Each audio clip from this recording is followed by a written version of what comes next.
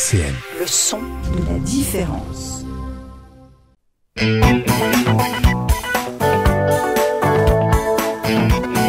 On va pas se raconter d'histoire sur RCN, Philippe Rivet.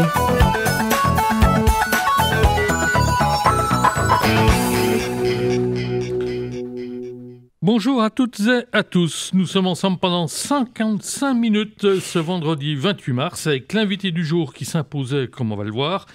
Il s'agit de Patrick Hatzig, vice-président mobilité, au pluriel, de la métropole du Grand Nancy, à une semaine du lancement du nouveau trolleybus prévu le samedi 5 avril. Patrick Hatzig nous dira tout ce qu'il faut savoir sur ce nouveau moyen de transport qui succède au très ou trop célèbre tram Bombardier qui a sillonné la ville pendant 20 ans. Patrick Hatzig, qui fut pendant des années responsable du Parti communiste au niveau départemental et qui siège désormais au sein du groupe des écologistes du conseil municipal de Nancy, tout en restant membre du Parti communiste, il nous expliquera ce grand écart, répondra aussi à nos questions sur la vie politique passée, actuelle et future. Future pour peu qu'il sache lire dans le mort de café, ce dont je ne doute pas. Jusqu'à midi, on va pas se raconter d'histoire sur RCN.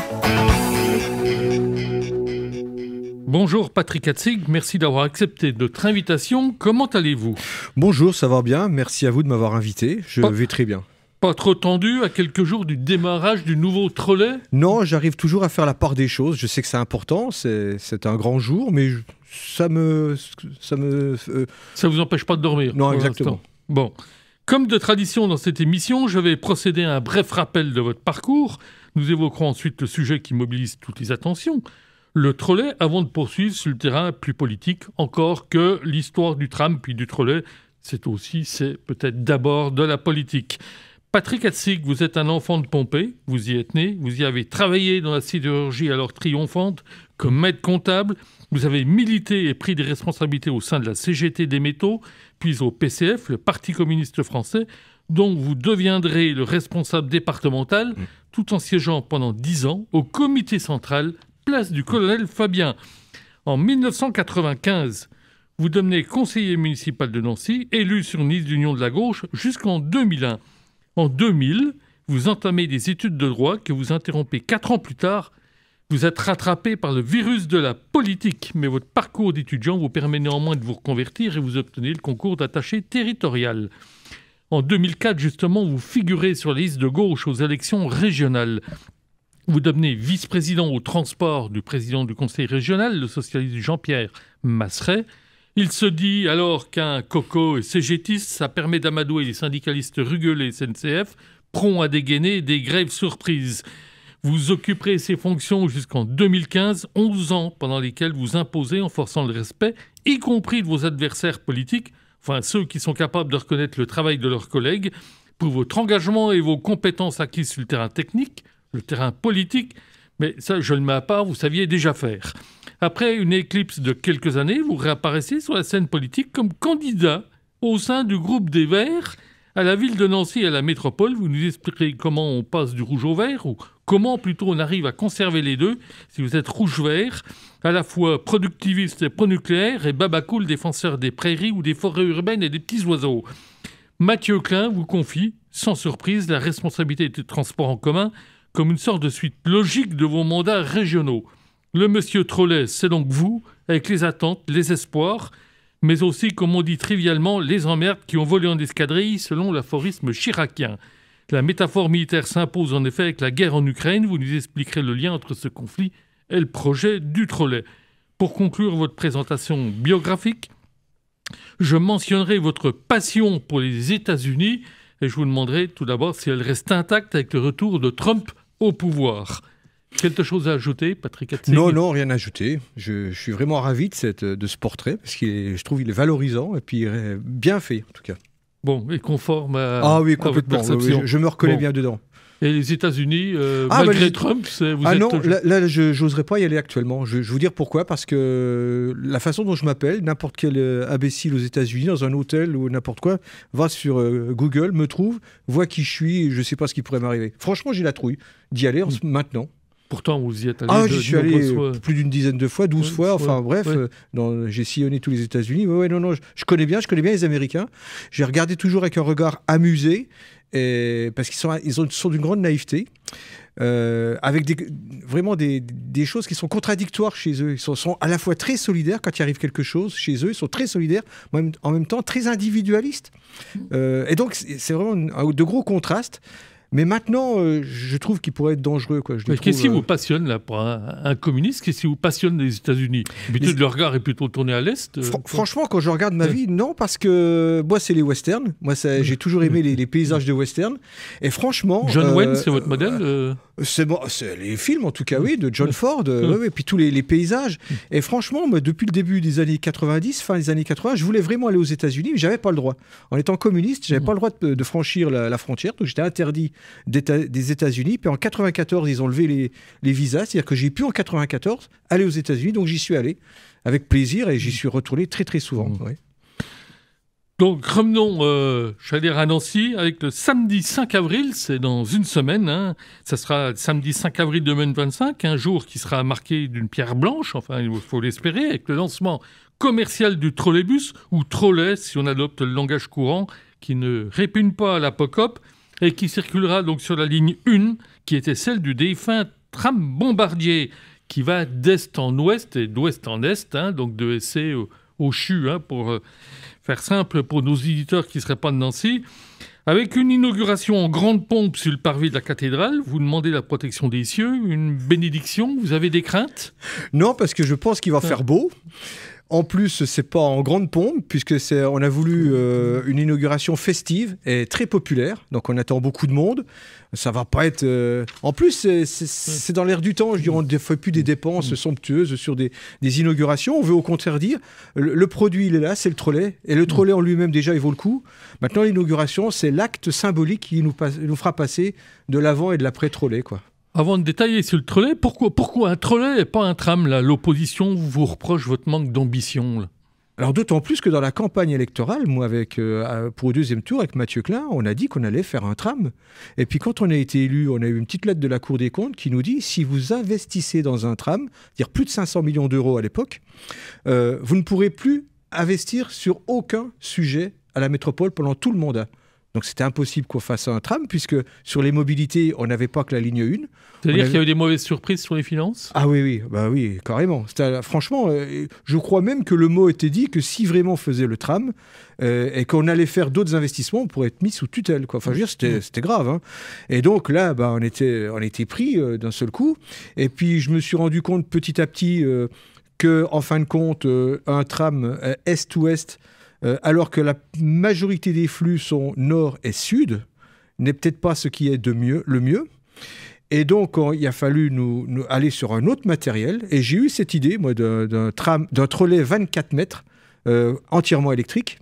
Alors, je pensais aux lignes aériennes de contact à 100%. Bon, elle le sera en batterie et en ligne aérienne de contact. Et là, c'est un matériel qui a les capacités de pouvoir emporter sur l'ensemble de la ligne est-ouest. Ce qui n'empêche pas, ça c'est important de le dire, c'est que le président l'a dit, les élus de la future mandature auront toute une année pour décider s'ils lancent ou pas des études sur un tram avec nos voisins du nord et du sud, et qui pourrait même être un tram-train. Et aujourd'hui, la métropole a davantage les moyens, pourrait avoir les moyens là, de faire un tram. Bon enchaînement.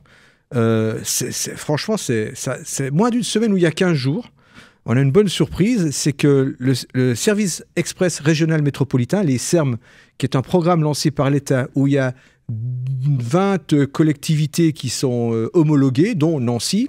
Donc on est dans un SERM Nord-Lorraine métropolitain Metz et Nancy, a inscrit 3 scénarios.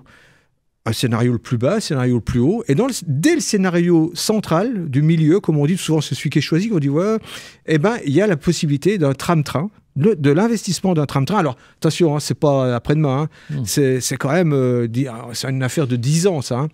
Mais inscrit le tram-train, donc avec dans un cadre de financement qui reste à faire entre la région, les voisins, la métropole, l'État. Enfin bref, c'est quelque chose qui commence à poindre son nez. Donc ça prendrait quelle forme, ça, ce tram-train? Alors un tram-train, moi je le verrais bien de Pompée, voire de Pont-à-Mousson. Et il peut quitter la voie à Champignol, puisqu'elle existe. L'emprise existe, on va pas dire la voie, l'emprise. C'est ce qui est le plus important en ferroviaire, c'est que l'emprise existe. Une emprise qui descend jusque Saint-Georges, où on croise la ligne 1 d'ailleurs du Trolley, et ensuite continuité jusque Jarville pour reprendre sur la ligne 14 et aller jusque Pont-Saint-Vincent. Oui. Voire au-delà, contre Excéville-Vittel, mais déjà Pont-Saint-Vincent. Et du côté de Dombasle ? Non, du côté de Dombasle, ils ont déjà le ferroviaire. Ce qui est intéressant, à Varangéville, Saint-Nicolas-de-Port, et puis il y a le suburbain, le réseau de bus suburbain. Donc pour revenir au Trolley, là, finalement, son coût, là, combien s'élève-t-il ? Parce qu'il avait été annoncé à 50 millions, mais bon, on dépasse toujours les estimations. On est à combien aujourd'hui là ? Quelle est la note finale là ? Il y aura une note finale qui sera donnée un jour ou l'autre, parce que aujourd'hui, les comptes sont publics. Aujourd'hui, on peut estimer qu'on est pratiquement à 90-93 millions d'euros. Ouais, donc ça fera une centaine de millions. Quoi, voilà, à la limite. Alors, sachant qu'un tram, aujourd'hui, serait à 600 millions d'euros. Donc, c'est quand même 6 fois moins. Oui. Que le coût d'un tram. Donc, il faut s'imaginer. Donc, il y a eu des différents appels d'offres, forcément. Oui, il y a eu différents appels d'offres. On est allé voir les 3 constructeurs qui sont Solaris, un Polonais, Vanoul, un Belge, et puis S, le Suisse. C'est les 3 seuls fabricants. Et S avait une particularité, c'est qu'il a une giration, peut-être compliqué à expliquer, mais en gros, les roues arrière passent au même endroit que les roues avant, à peu de choses près, parce qu'il a un brevet dans un petit moteur dans un essieu, faisait qu'il y avait une giration parfaite. Et donc, c'est ce qu'il nous fallait. S a remporté le morceau là-dessus. Quoi. S a remporté le morceau. Et c'est là qu'il y a quand même une histoire un peu, j'allais dire, croquignolette, enfin, qui est intéressante. S s'est fabriqué... Ces trolleys en Biélorussie. Oui. Et il a fallu déménager les... Voilà. C'est vrai que les Suisses, c'est vraiment les Suisses. C'est la régularité, la précision, etc. Ils terminent les trolleys dans leurs ateliers en Suisse. Mais c'est vrai qu'ils faisaient faire les châssis, on va dire c'est le gros œuvre, quoi. Ils faisaient faire le châssis en Biélorussie, qui est allié de la Russie. Et au démarrage du conflit, ils sont allés... Moi, j'ai été étonné très vite. Le conflit avec l'Ukraine, pardon. Envahi l'Ukraine. Et donc, ils ont eu cette réaction, je crois, dans le mois qui a suivi. Ils ont, alors, faut le dire comme ça, ils ont déménagé leur usine de Biélorussie au Portugal. En emportant les outils. Et ça en quelques jours là. Oui, ils ont fait un convoi qui a traversé une partie de l'Europe. Ils sont arrivés au Portugal, y compris avec des cadres, enfin des techniciens biélorusses qui se sont installés au Portugal et qui travaillent avec des Portugais. Bien souvent, c'était même les chefs, ça faisait un petit problème, mais en tout cas, ils ont fait ces châssis au Portugal, et c'est comme ça que, oui, c'est absolument incroyable cette histoire-là. Ouais. Donc, résultat, il n'y a pas eu de retard aujourd'hui. Vous attendiez combien de rames ? Combien sont arrivés ? On a eu des retards. Il faut le reconnaître. Même S, d'ailleurs, le déplore. Ouais.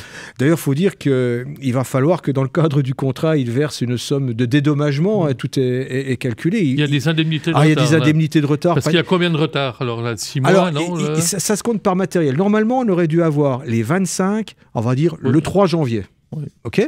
Là, pour le moment, on en a 19. Et donc, il y en a une partie de ces 19-là qui ne sont pas arrivés au mois de janvier, donc ils courront sur ces indemnités. Et puis, alors, ceux qu'on n'a pas reçus, ça continue à courir jusqu'à ce qu'on reçoive le dernier. Et le dernier doit arriver quand ? Le dernier devrait arriver pour fin avril, mi-avril, fin avril. Ce qui veut dire que le lancement le 5 avril, au mois d'avril, il n'y aura pas le cadencement attendu. C'est-à-dire que déjà, pour les vacances scolaires, le cadencement n'est pas à 5, mais à 7 minutes. Ensuite, on va faire homologuer et avoir les cartes grises pour des matériels futurs. Donc, on va avoir pratiquement 19 trolleys pour la rentrée scolaire. Et on serait normalement à 5 minutes possible s'il n'y avait pas les inconvénients de la mise en route. C'est-à-dire que quand on a une mise en route, je pense qu'on arrive avec un matériel comme ça à arriver vraiment au top d'une bonne circulation. Je pense qu'on y arrivera vers la mi-mai. Il y a une montée en puissance, comme on dit. Et donc, normalement, il ne devrait pas y avoir de soucis de ce point de vue-là, quoi. Donc, franchement, c'est pas rien. Les indemnités, on le dira en son temps, parce qu'on ne va pas... mais on dira en son temps combien on a eu d'indemnités, mais c'est extrêmement important. Je crois que c'est pratiquement 1400 € par jour, par trolley, quoi. C'est énorme. Ça va être important, oui.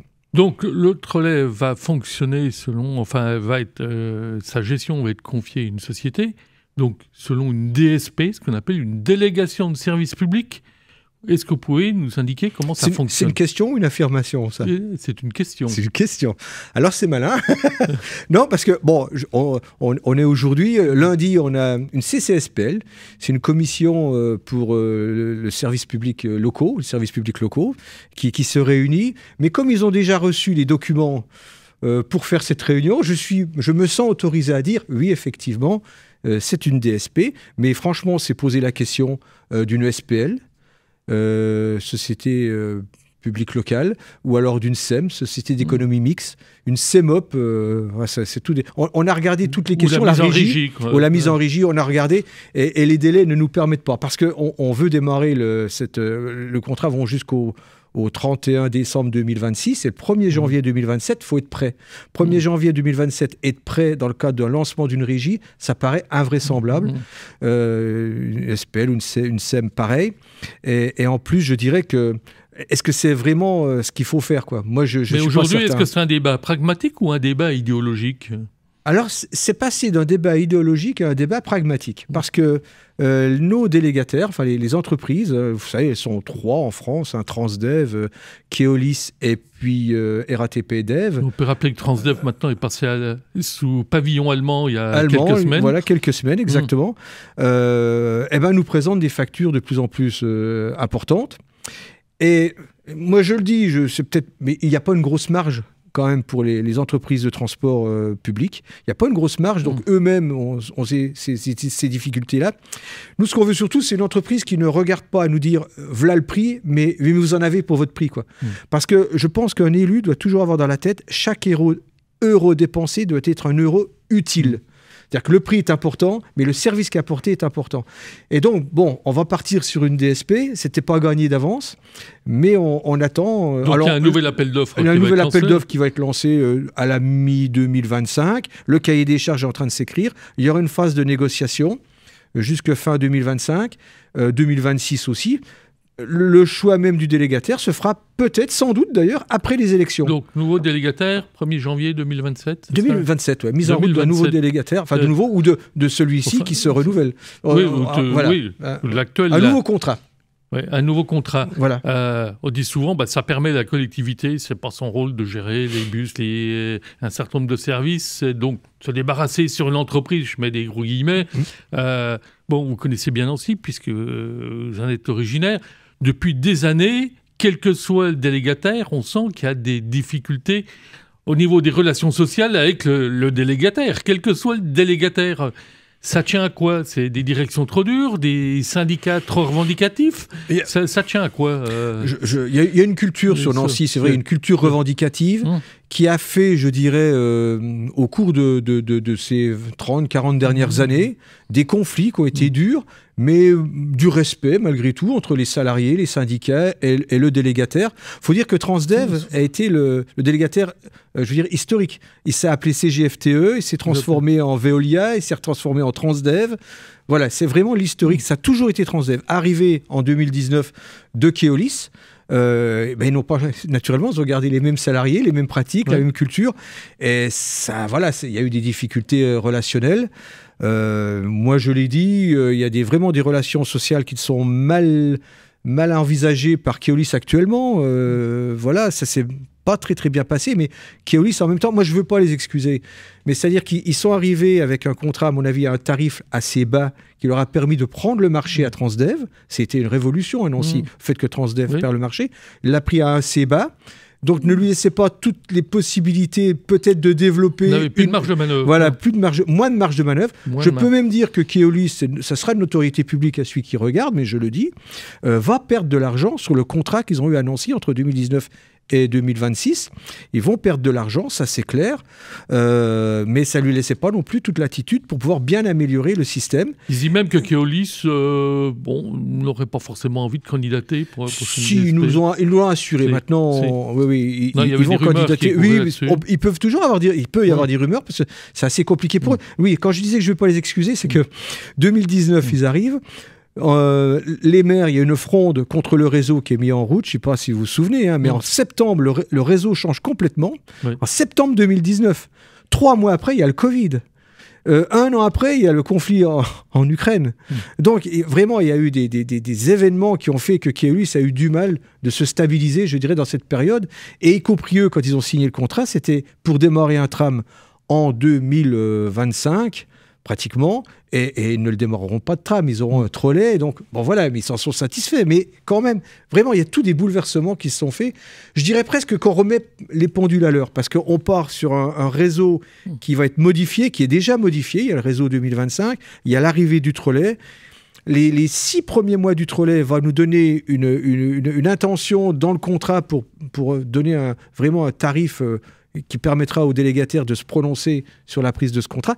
Vraiment, c'est une période d'observation et de renouvellement du transport. Vous parlez du trolley, justement, il y a l'ensemble du réseau, modifier l'ensemble des offres du réseau, parce que sur, on va dire, Nancy intramuros, c'est assez facile de se déplacer. Quand on habite dans l'agglomération, c'est un peu plus compliqué. Si on veut aller de Malzéville à Vendeuvre, on en a pour 1 heure, 1 heure et demie. Si on veut aller de Laxou à Jarville, c'est quasiment mission impossible.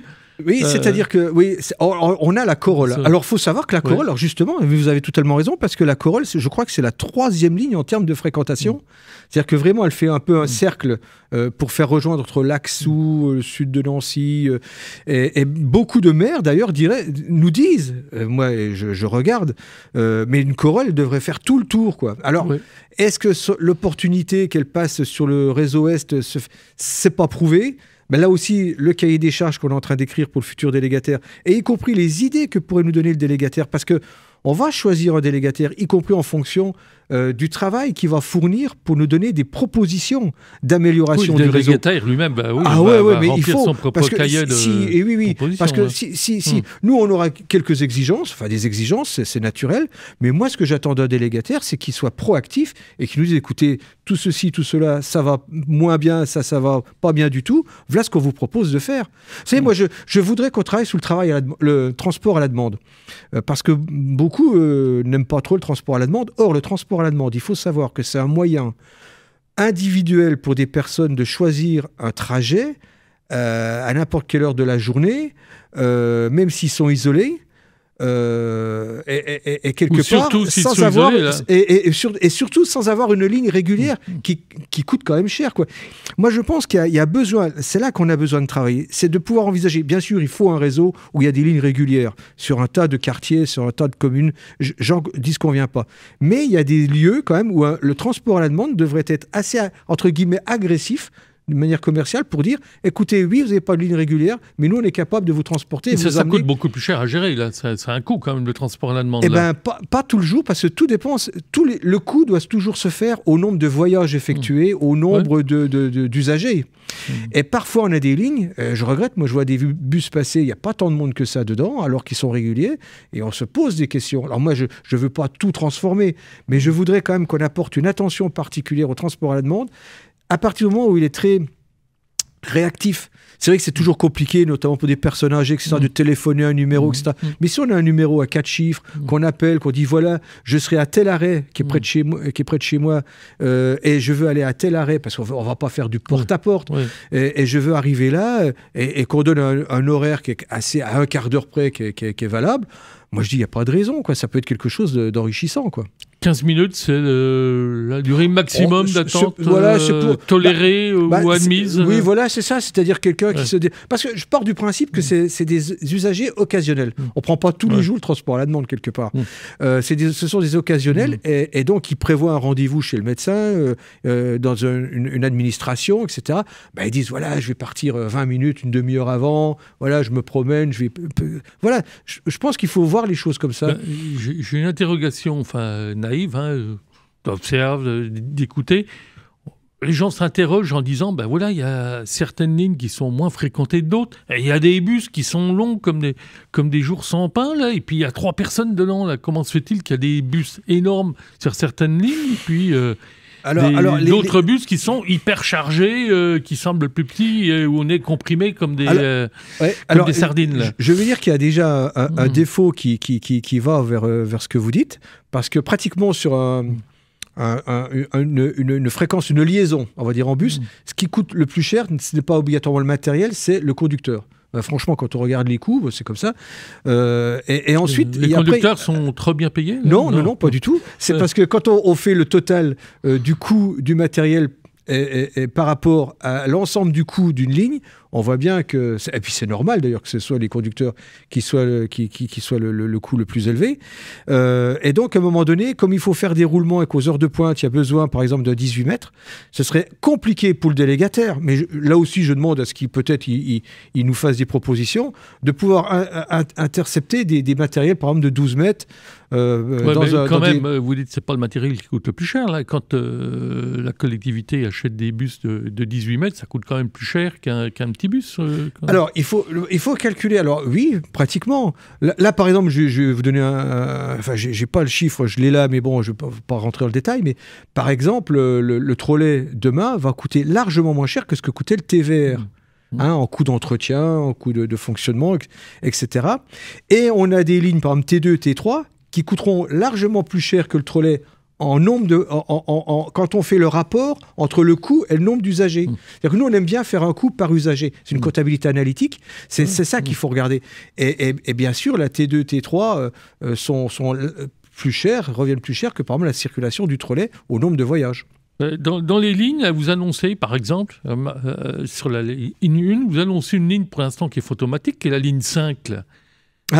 Oui, elle n'est pas si fantôme, elle va arriver au mois de septembre. Alors oui, c'est important la ligne 5 parce qu'elle va partir de Maxéville, Pont-Fleury, pour ceux qui connaissent, j'allais dire un fast-food dont je n'ai pas envie de prononcer le mot, et qui va descendre sur le centre par la rue de Metz, qui va être mieux desservie donc, le cours Léopold, qui va reprendre par 4 églises et qui va partir vers Vendeuvre et puis arriver à Roberval.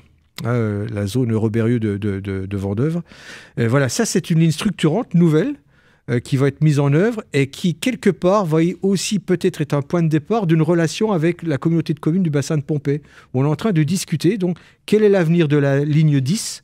Est-ce qu'il pourrait y avoir un mix des lignes? C'est une question qui est dans le débat, qui va être résolue assez vite. Il va falloir qu'on aille assez vite pour le résoudre et voir comment on peut harmoniser un peu mieux les réseaux de la métropole avec nos voisins, et notamment le voisin Pompée. Donc c'est une ligne qui va passer par le boulevard de l'Europe, là, vous m'avez compris? J'ai vu qu'elle remontait l'avenue Leclerc. Oui, alors, vous savez, en ce moment, on est en train de regarder. Alors, c'est dire, parce qu'entre la 4 et la 5, il y a eu quelques hésitations, savoir si ce serait la 4 ou la 5 qui passerait. Oui. Je pense que ce sera plutôt la 4 qui fait le boulevard de l'Europe. Ah oui, parce que... non, ce sera la 5, effectivement. La 5. Non, c'est la 5, oui. Ah, ouais. Parce qu'à chaque fois, ça a changé. Ouais. Oui. Mais alors ça, par exemple, alors pour le maire, pour les Vendopériens, une ligne structurante qui passe enfin sous le boulevard de l'Europe, c'est quelque chose de fantastique, quoi. Justement, une politique renforcée de transport en commun. Je vais vous poser la question là-dessus avant de faire notre pause musicale là, que vous avez choisie. Est-ce que ça signifie chasser la voiture en ville, la bagnole, comme dirait Emmanuel Macron?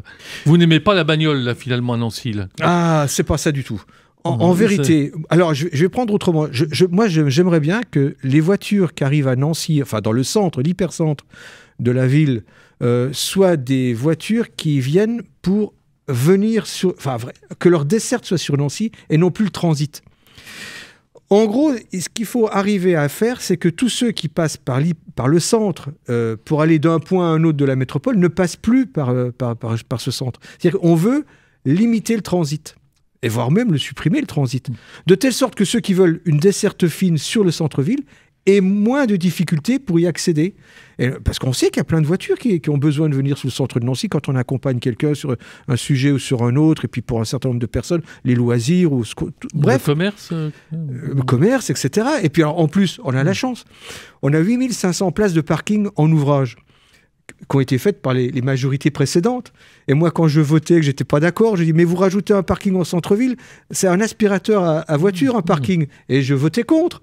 Mais aujourd'hui, je dis on les a. Vous voyez, quelque part. Vous regrettez là? Non, je regrette pas. Je dis simplement qu'il faut s'adapter à une situation. On a la chance d'avoir 8500 places de parking en centre-ville. Eh ben, il faut qu'ils servent, mais pour ceux qui ont une desserte fine sur Nancy. Pour les commerces de Nancy, pour l'administration de Nancy, pour le soin, la santé quand on va à Nancy. Et alors, par contre, supprimer le transit. Mais et ça va on être arrive bien à expliquer ça.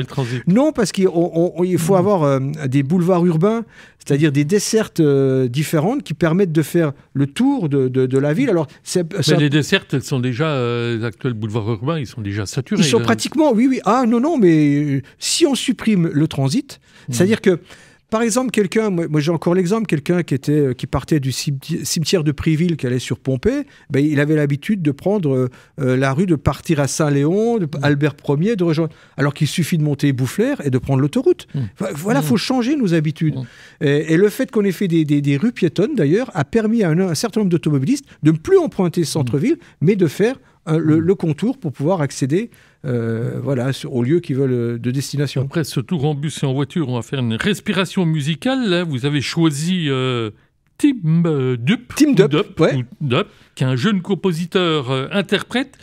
Et vous avez choisi le Club des 27. C'est un petit côté un peu triste parce que c'est les stars là, qui sont décédées à 27 ans. Mais c'est une chanson, effectivement, c'est vraiment, elle est remarquable dans les paroles. Alors c'est sûr, c'est pas obligatoirement gay. C'est pas très gay, mais quand on l'écoute, il y a une note d'espoir. La dernière phrase de la chanson, écoutez bien, c'est vraiment une note d'espoir, et heureusement, mais parce qu'en même temps, c'est une préoccupation par rapport au service public aujourd'hui dans notre pays.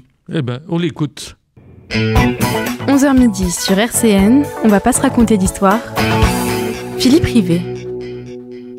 Nous sommes en compagnie de Patrick Hatzig, vice-président au transport, aux mobilités à la métropole du Grand Nancy. Autrement dit, c'est le monsieur Trolet qui attend avec une impatience non dissimulée la mise en route du successeur du tram. Dans cette seconde partie de l'émission, on évoquera encore les transports, mais aussi on mettra les pieds dans le plat politique stricto sensu.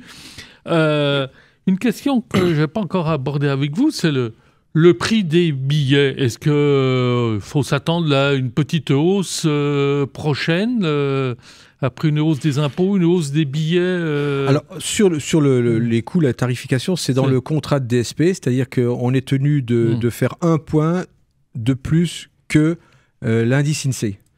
Donc l'indice INSEE plus 1.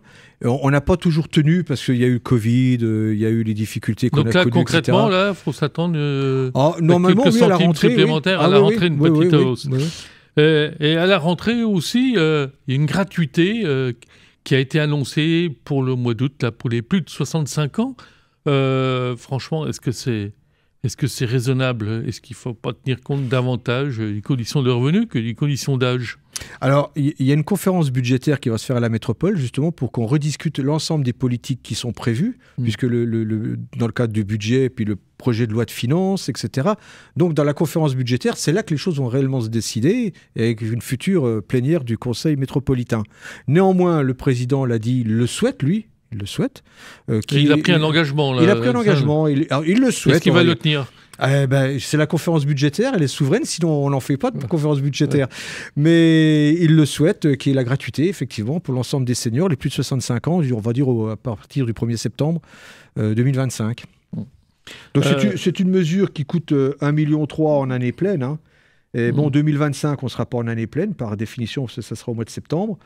Voilà. Alors après, vous avez raison, il faut aussi avoir une grille tarifaire qui tienne compte des revenus, donc d'avoir une tarification solidaire, on dit, et en prenant en compte par rapport aux revenus, effectivement, de ce qu'on peut avoir, des allocations familiales, etc. Enfin, il y a des critères qui peuvent être décidés, on peut le faire maintenant pour fixer des tarifs. Il y a déjà la gratuité le samedi et le dimanche. Est-ce que vous avez dans l'idée d'étendre la gratuité à d'autres jours ou de pratiquer comme ça se fait à Orléans, ville de droite, Montpellier, ville de gauche ou Dunkerque?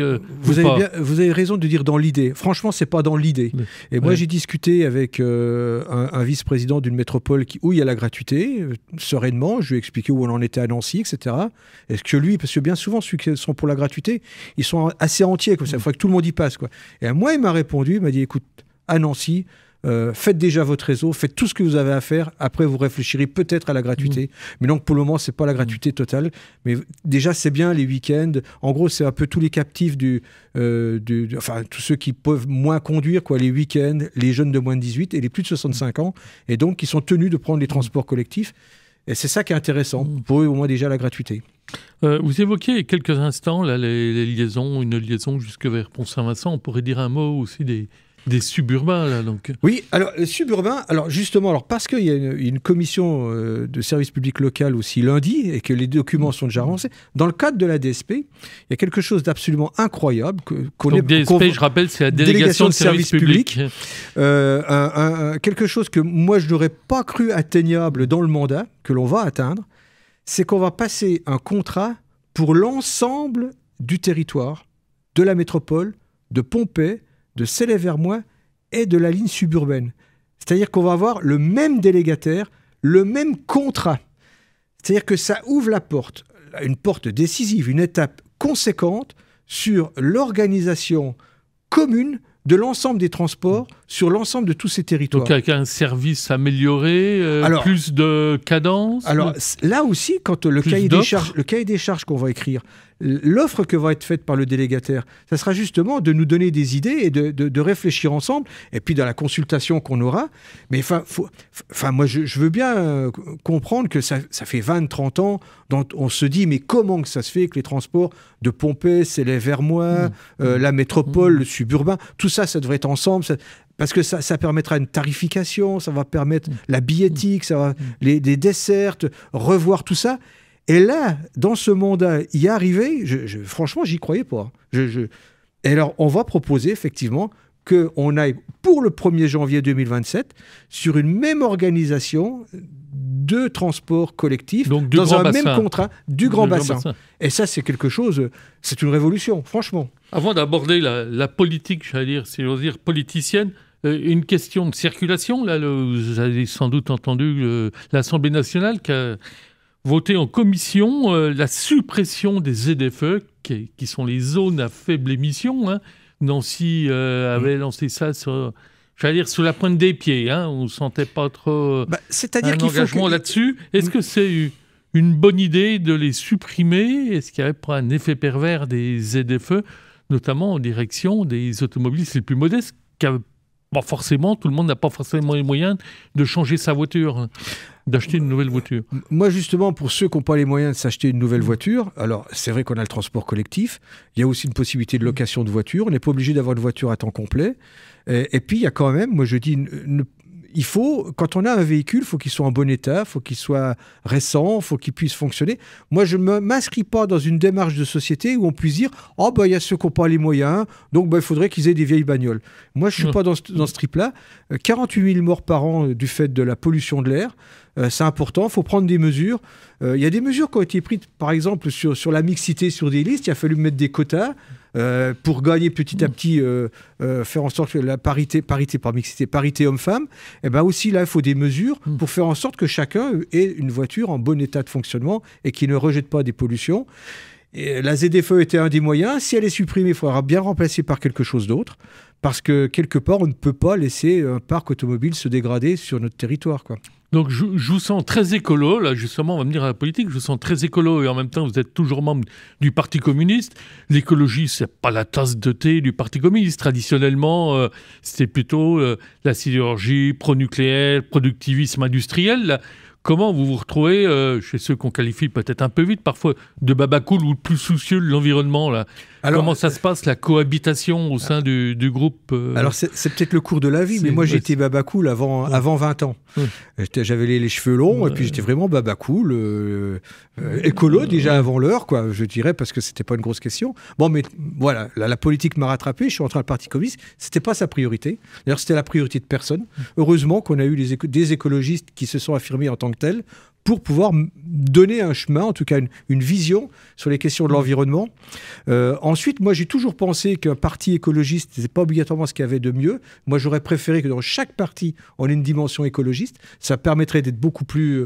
Mais il faut reconnaître le fait que, heureusement, qu'il y a des écologistes aujourd'hui, parce qu'ils continuent d'appuyer sur le champignon, comme on peut dire, pour faire en sorte que chacun se remette en cause. Et je crois que tous les partis aujourd'hui prennent en compte cette dimension-là. Alors, ils ne le font pas tous au même niveau.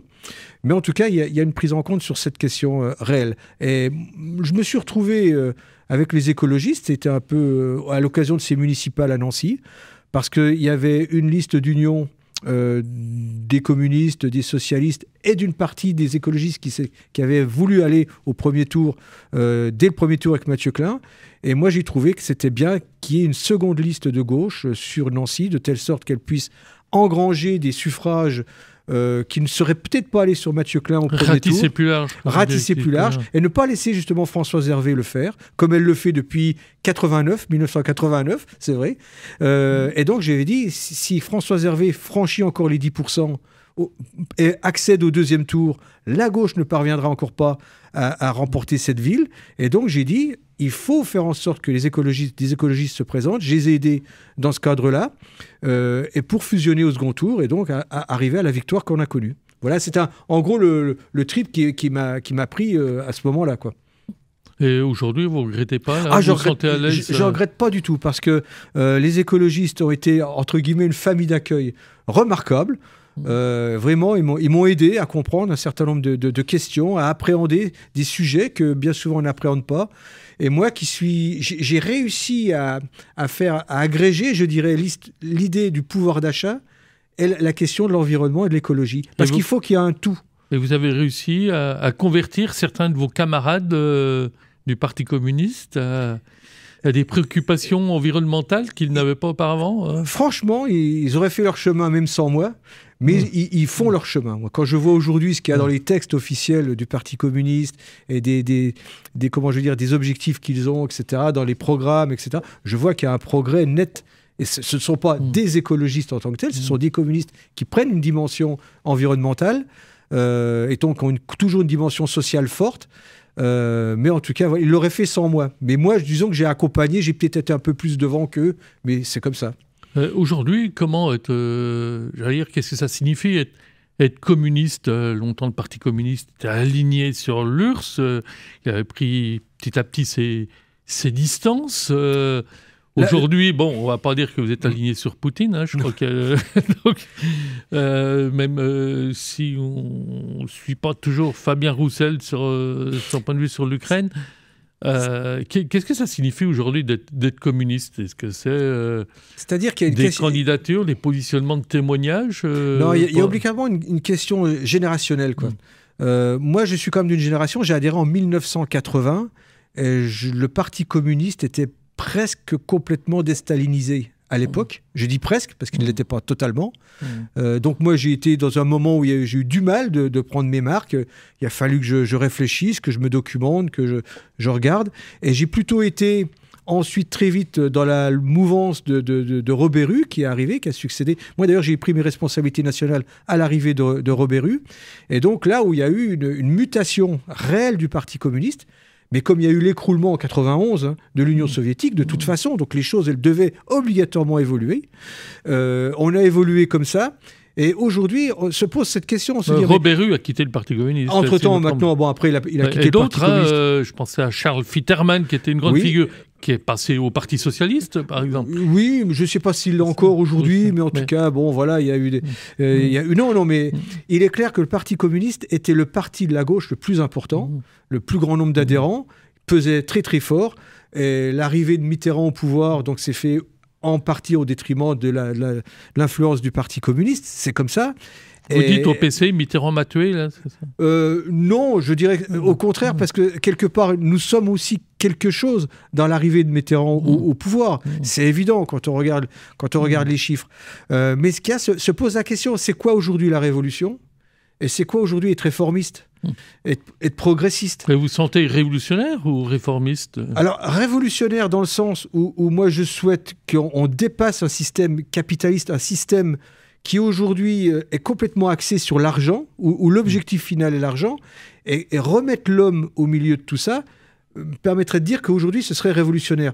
Moi j'ai toujours pensé que, même si on n'avait pas fait la révolution, que par exemple la sécurité sociale était un instrument révolutionnaire, parce que dans le cadre de son financement et de sa redistribution, elle met vraiment l'homme au centre, la famille, l'accident, la maladie, la vieillesse. Vous la sentez remise en cause aujourd'hui, la sécurité sociale? Toujours, justement parce que c'est un ingrédient révolutionnaire, la sécurité sociale, elle a toujours été l'objet d'attaques et de volonté de remise en cause. On est quand même un exemple français sur la sécurité sociale. Tout le monde ne l'a pas. Sur le plan, il y a des échéances électorales qui se profilent. Il y a les municipales l'année prochaine. Est-ce que vous repartez, vous, municipales? Et est-ce que vous souhaitez qu'il y ait une liste d'union de la gauche ou pareil, le même principe, une liste écolo, une liste PS comment vous sentez les choses Dans là l'état actuel de mes réflexions, je pense qu'il faut qu'il y ait une liste de gauche et écologiste dès le premier tour, parce que nous sommes arrivés à la décision, à la majorité de cette ville et de cette métropole. Nous avons donc un bilan, on a réalisé un certain nombre de choses, il faut qu'on aille ensemble, unis, pour présenter ce bilan. Et je pense que c'est ce qui fait, dès le premier tour, la différence qu'on pourra obtenir par rapport à ceux qui voudraient revenir dès le premier tour. Ça, c'est clair, même si la fois d'avant, on était dans cette... j'ai expliqué, mais cette fois-ci, je pense qu'il faut qu'on soit unis dès le premier tour, de telle sorte de pouvoir faire la différence. Est-ce que vous repartez même Alors, en moi, en ce qui me concerne, rien n'est arrêté. Moi, je souhaite être utile. Je souhaite pouvoir m'engager encore. Peut-être être élu. Certainement pas vice-président pendant 6 ans. Donc, moi, j'aimerais bien une transmission de mandat. C'est-à-dire mon expérience, mon savoir, mettre le pied à l'étrier peut-être à des plus jeunes, mais ne pas être vice-président pendant 6 ans, voire même ne pas être vice-président du tout, mais d'être conseiller délégué métropolitain, par exemple sur les questions du suburbain, par exemple sur les questions de la DSP. Enfin, dans des le questions mandat là, qui s'achève, qu'est-ce qui a le mieux fonctionné et qu'est-ce qui n'a pas fonctionné? Qu'est-ce qui aurait pu mieux fonctionner? Ce qui est compliqué à faire fonctionner, moi je vais parler surtout de la métropole, hein. Ce qui est compliqué à faire fonctionner, c'est qu'on ait une majorité. Une majorité. Il y a des élus majoritaires, qu'on dit, des élus minoritaires, mais on forme ensemble le même exécutif. Et c'est une gymnastique d'esprit qui est absolument très compliquée à avoir.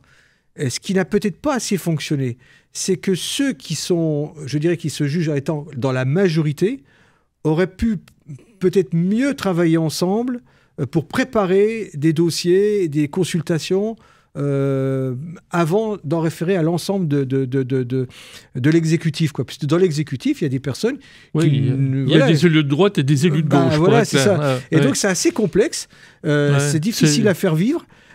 À la fois, c'est enrichissant, il y a des points positifs. Hein, c'est-à-dire que vraiment, on est obligé... Mathieu Klein défend ce point de vue en disant que ça ouvre, que ça donne de l'ouverture. D'autres, dont vous semblez faire partie, en disant qu'il faut plutôt une majorité plutôt monocolore. Et puis l'opposition, c'est l'opposition, la majorité, c'est la majorité. J'ai fait mon évolution. C'est-à-dire que moi, quand j'étais dans la minorité à la métropole, je n'aurais jamais voulu que cette minorité aille à l'exécutif. C'était mon point de vue de l'époque. Et aujourd'hui, je suis majoritaire quand j'arrive à la métropole, et c'est là qu'il y a un apport important de minoritaires dans l'exécutif, et il faut le vivre comme une situation.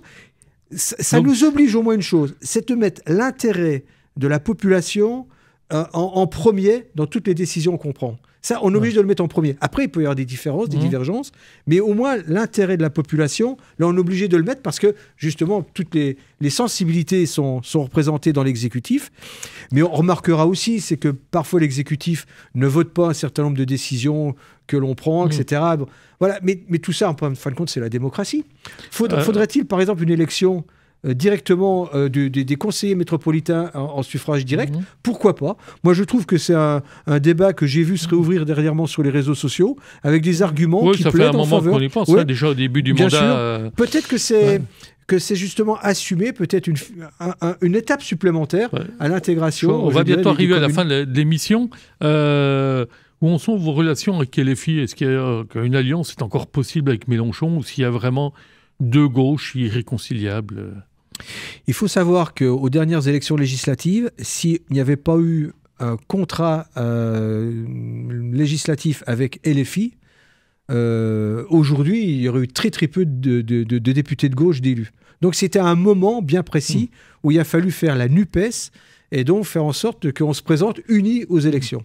Aujourd'hui, force est de constater... Ça, il y a eu la NUPES, mais depuis, il y a eu quand même une nouvelle alliance. Après, moi, je trouve que nos relations ne sont pas très saines, pas très bonnes, parce que je pense que LFI n'a pas cette volonté réelle de coopérer dans une majorité de gauche et écologiste entière. Je pense qu'ils ont des exigences qui font en sorte qu'ils ne peuvent pas rassembler avec eux un certain nombre de personnes. On voit comment les Français réagissent par rapport aux prises de position de Mélenchon. Donc, il n'est peut-être pas opportun, je dirais, Après, chacun jouera sa carte, je dirais, mais d'avoir une est-ce qu'il a, en unité clair, est-ce d'entrée... que Mélenchon est encore fréquentable? Fréquentable en tant qu'homme, parce qu'il est peut-être un bon vivant, j'en sais rien, il ne donne pas l'impression, mais par contre, en tant que politique, je crois qu'il faut savoir, nous, se rassembler sur une forme de crédibilité politique de gauche et écologiste qui puisse rassembler une majorité de Français. Et je pense que... Mais la faute, c'est d'eux. Hein. Eux n'ont pas la volonté de faire ce rassemblement-là. Et moi, je le sens comme ça. Et donc, c'est pour ça qu'à un moment donné, des déchirements et des choix seront nécessaires. Nous arrivons au terme de l'émission. Merci Patrick Hatzig pour cette heure d'entretien. Nous allons terminer aussi avec une petite note musicale. J'ai choisi Thomas Fersen dans les transports. Ah, parfait. RCN, www.rcn-radio.org